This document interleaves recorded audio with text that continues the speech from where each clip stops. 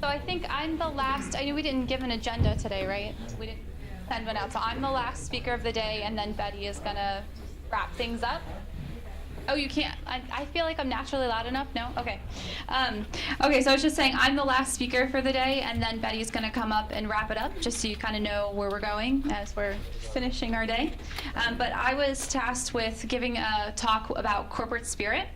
And so as much as I wanted to get up here and talk about it, I thought that instead David and Anna could come up and do some stunts. Yeah. It's that, right? Okay, so Anna's gonna refrain, right? If it was a girl, you would have? Unbelievable. That's great. No, but I was excited to talk about this particular subject because I mean, I personally love our company, and I love that one of my favorite parts about the company is the people that work in the company and the what? Okay. And the corporate spirit that already exists in our company. I think that's somebody asked the question earlier, what value do you bring to work? And I almost kind of heard that as like, why do you come to work? And for me, a lot of the reason is you guys here, because there's so many people that have that add value and that connect with me as a person and as a company. And so I think that there's already a lot of great things to say corporate spirit-wise about us. But I wanted to take a look at other companies that are known for their corporate spirit. So I was looking into a few different articles and a few different companies. And I want to share a few highlights with you. So I put some of the logos up there for what we're going to say. But so one of the first ones, Southwest. One of the great aspects of their corporate spirit is their company motto, which is a warrior spirit, a servant's heart, and a fun-loving attitude. So those three components really get their employee base to be the unique company that we all know Southwest Airlines is. What? No? Okay. The second one is Zappos that I grabbed as a high corporate spirit company. One of the things that's unique about Zappos is everyone that works there, that's the shoe online company that sells online shoes. Everybody that works there does a 4-week training program. Every single employee, from an accountant to a customer service rep to a salesperson, they do a 4-week training program, and then they spend 2 weeks in a call center. And they completely fulfill that job, so they understand what it's like to connect with the customers. Let's see, another company. Oh, yeah. Zappos then gives those employees the opportunity to quit their job after full training. And they'll pay them $2,000. Yeah. So the owner of the company says, if you guys got through all of that and you don't want to work here, I'll pay you for that 4 weeks, and I'll give you a $2,000 bonus to quit. Because if you don't want to be here, we don't want you here either. Really blanket statement. We've said something similar to that before. We have a bus. Our bus is going somewhere. If you don't want to be on the bus, get off the bus. I don't know if people remember that corporate meeting. Twilio. I honestly can't tell you what Twilio does, but they seem like an important company. But one of the things they do. Here, this will help us. Every employee that works in the company, again, no matter the role, has to learn how to code and create an app within the first month of employment. So a lot of the people that come to that company already know how to code, but people in other branches of the company that don't, they offer free training to teach everyone how to code, and then once a week they have an app exchange meeting where they show the new apps that employees have created, which is a really cool concept. Twilio. Well, I'm pronouncing it Twilio. I don't know. Let's see, the next one, Dropbox. So Dropbox has another mindset that really is pervasive in their company. It's you're smart, you figure it out.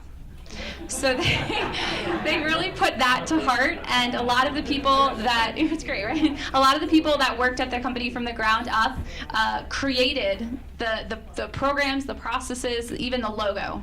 One of the CEO, when he had a small group of people, said, hey, we need a logo. Hey, John, you like to draw. He went to CVS downstairs, got colored pencils, asked the guy to draw something, and it became their logo. So you're smart, you figure it out.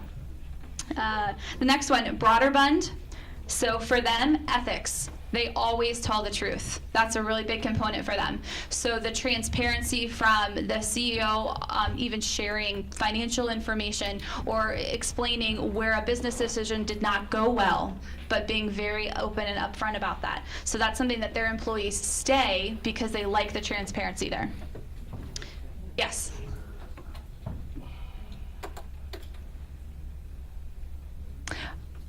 Oh, what do the crosses mean? Oh, I didn't realize it was a biblical company. Oh, okay, I didn't get that from the article. That's great. So even in their logo, they're reinforcing that ethics and that integrity of the truth of why they want to work there. The next one is Twitter. So one of the cool components about Twitter's corporate culture is they encourage everyone to keep learning. So they created a Twitter University. There's something like over 3,000 courses that you can attend through Twitter University if you're an employee there. And then they also have something called Hack Week, where everybody is encouraged to collaborate on crazy off-the-wall ideas to make change in their company, to make change in the world and make change in their company. So taking that time to stop and kind of collaborate, somebody who maybe made an observation about something that didn't even have to do with their part of the business and just wanted to get together with another group of people that maybe doesn't interact with that and make some suggestions and come up with a completely new concept. Laticrete, who's one of our manufacturers for setting materials, has a Laticrete University that's free. So everybody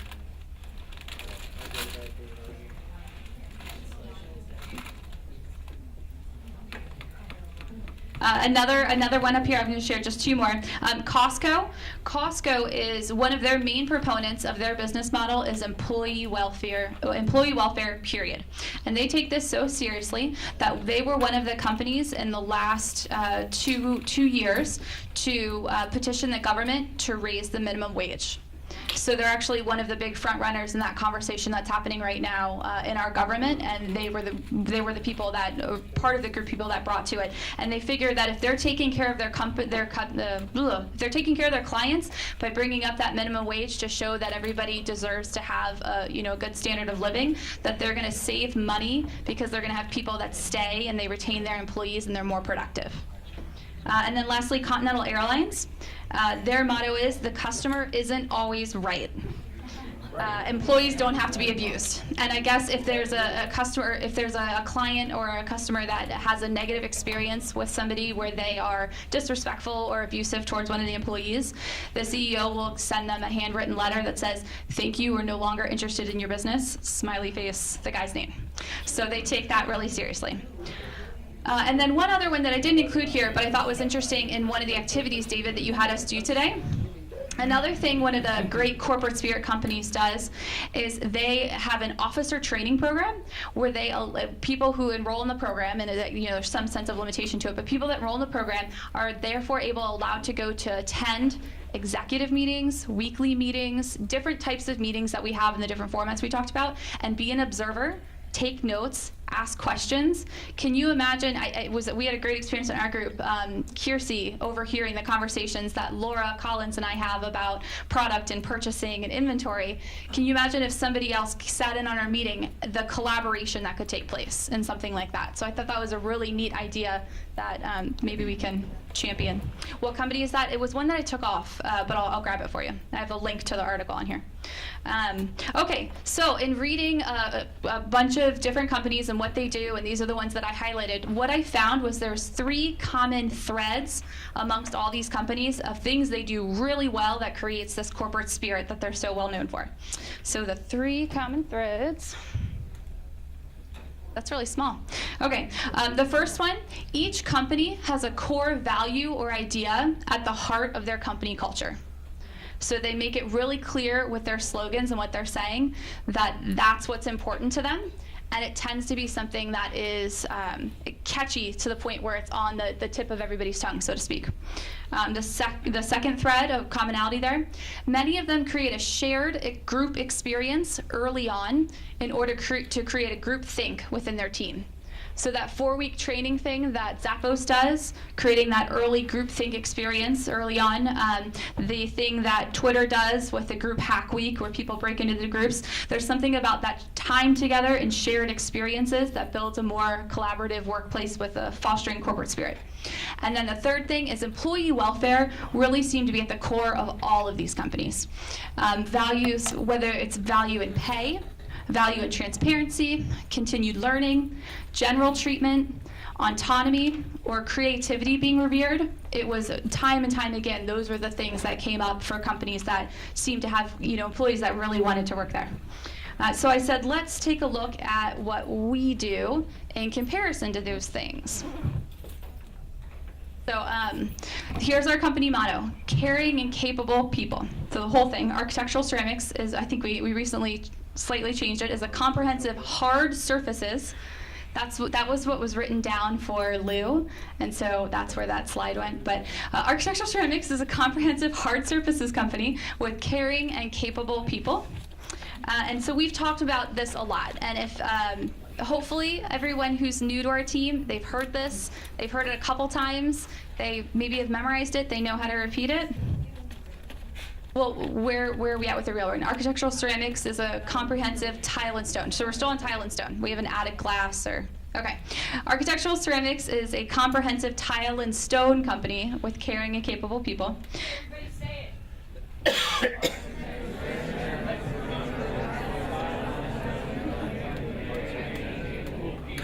There we go. The last parts really came through, the caring and capable.